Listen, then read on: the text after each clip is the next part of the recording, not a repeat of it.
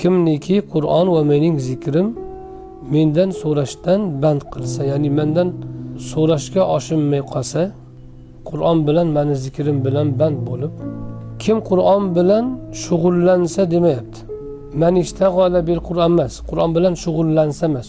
Qur'on uni band qilib qo'ysa. Bu degani bu yerda ma'no shuki, Qur'oni Karim unga hukmron bo'lib qoladi degan.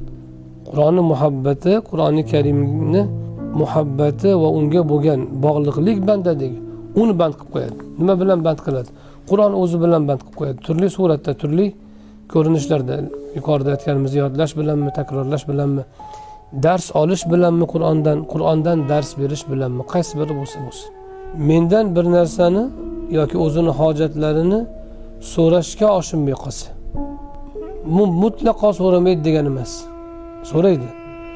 Lekin zikri ko'p bo'ladi. Talabidan ibodati ko'p bo'ladi.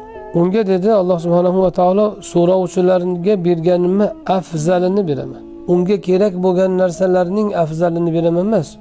So'rayotganlar bor Allohdan boshqa million milliard. O'sha so'rayotganlarga beradiganimni afzalini bunga beraman. U degani sizga esga kelmagan narsalar bo'ladi. O'zi ehtiyojingiz bo'ladi yoki ehtiyojingiz bo'lmasa ham esga kelmagan narsalar bo'ladi.